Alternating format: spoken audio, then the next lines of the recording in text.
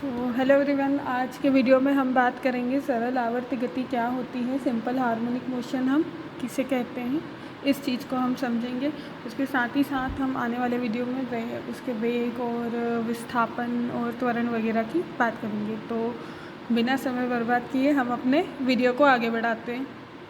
तो देखिए, simple harmonic motion या सरल आवर्त गति क्या होता है। बेसिकली इसमें कोई पार्टिकल है, वो क्या करता है, दोलन करता है। और दोलन कैसा करता है, अपनी माध्य स्थिति के दोनों ओर वो विस्थापित होता रहता है, मतलब वह डिस्प्लेसमेंट करता रहता है। अब डिस्प्लेसमेंट जब भी करेगा वो, तो उसमें क्या उत्पन्न होगा, एक प्रत्यानयन बल कार्य करने लगता है। प्रत्यानयन बल के बारे में मैंने आपको पहले बताया था। प्रत्यानयन बल किसे कहते हैं, जब भी किसी वस्तु पर प्रत्यानयन बल आरोपित होता है तो वस्तु, जैसे ही आप बल को हटाते हो तो वस्तु अपनी माध्य स्थिति में वापस पुनः लौट जाती है। ये कार्य कौन कर रहा है, प्रत्यानयन बल कार्य कर रहा है। तो यहाँ पे जो पार्टिकल सिंपल हार्मोनिक मोशन करता है, सरल आवर्ती गति करता है, तब उस पर भी कौन सा बल कार्य कर रहा है, प्रत्यानयन बल कार्य कर रहा है, जिसके कारण वो पुनः अपनी पुरानी स्थिति में लौटता रहता है।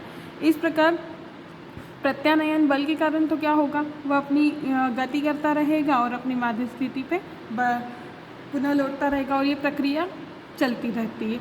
अब सरल आवर्त गति जब भी कण करेगा, ठीक है, तो वहाँ पे वो एक सीधी सरल रेखा में गति करेगा, उसमें दोलन उत्पन्न होंगे, उसमें प्रत्यानयन बल काम करेगा। अब इस प्रत्यानयन बल को भी अगर हम देखें तो ये कैसा होगा, रेखिक होगा। ये रेखिक होगा, इट मीन्स कि एक रेखा में काम करेगा, लीनियरली बढ़ेगा और लीनियरली घटेगा। जैसे एक पेंडुलम की मैं बात करूँ तो इस पेंडुलम के दोलन कुछ ऐसे होते हैं, आगे पीछे इस टाइप से।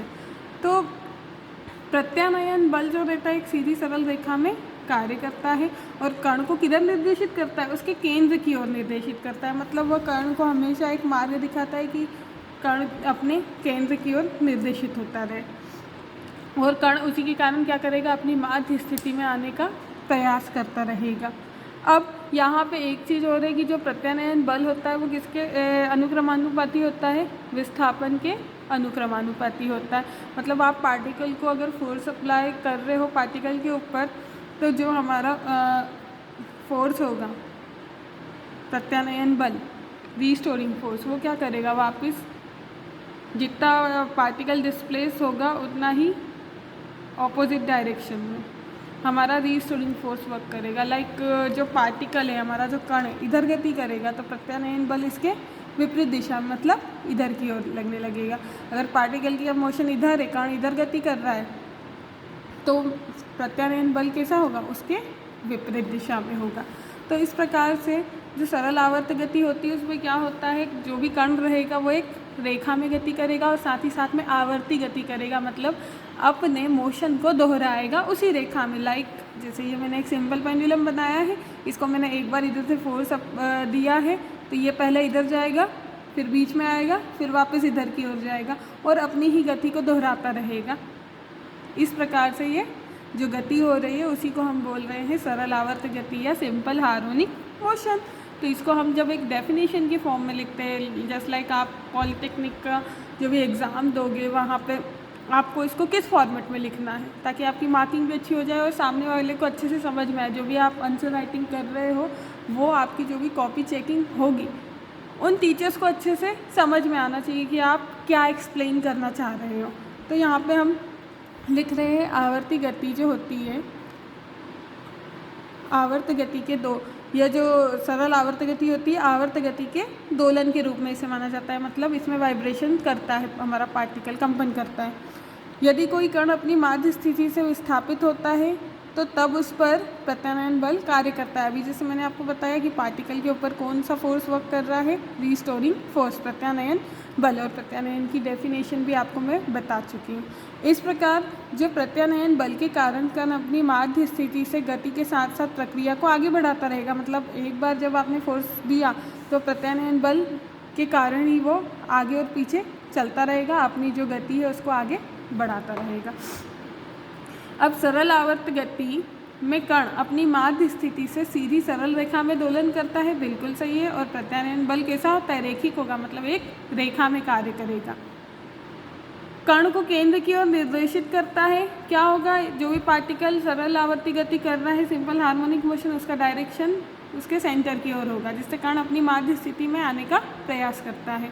और प्रत्यानयन बल और विस्थापन कैसे है, एक दूसरे के समानुपाती है, मतलब जितना आप विस्थापन ज़्यादा दोगे उतना ही फोर्स की वैल्यू भी बढ़ जाएगी और दोनों की दिशा कैसी होगी, विपरीत। तो इसके अनुसार क्या हो जाएगा, F प्रोपोर्शनल टू y, और माइनस किसको बताएगा, यहाँ पे माइनस इस बात को बताएगा कि जो बल है, प्रत्यानयन बल और विस्थापन, उन दोनों की दिशा आपस में कैसी है, विपरीत है। इसी बात का प्रतीक है यहाँ पे माइनस। जैसे ही आप इस समानुपाती के निशान को हटाते हो तो एक नियतांक लगा देते हैं हम k, तो F इक्वल टू क्या हो गया, माइनस के वाई। इसको हमने इक्वेशन नंबर 1 नाम दे दिया।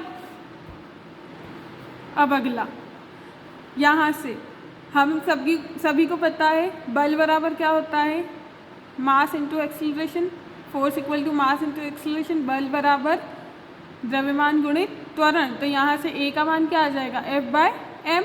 पर अभी हमने जो है F की वैल्यू कैसे निकाल सकते हैं, हम यहाँ पे F/m है और यहाँ से हमने जो इक्वेशन नंबर 1 किया है F इक्वल टू क्या आया, माइनस का ky।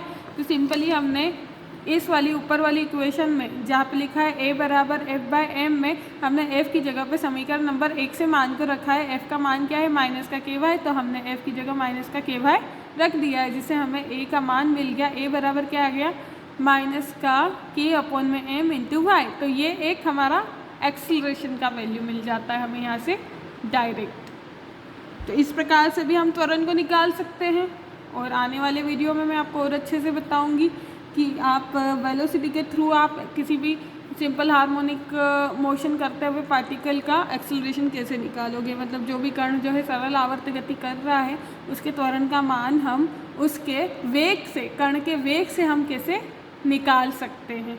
तो बहुत इजी है ये सरल आवर्त गति। अब सरल आवर्त गति कौन कौन करता है, ये बहुत बड़ा वाला क्वेश्चन मार्क है। तो आपने सिंपल पेंडुलम अभी मैंने बताया, सभी ने देखा है, अपने नहीं देखा हो तो किसी के पास अगर पुराने ज़माने की घड़ी हो पेंडुलम वाली तो उसको देख लेना। वहाँ पे जो पेंडुलम का मोशन हो रहा है वो एक सिंपल हार्मोनिक मोशन ही है।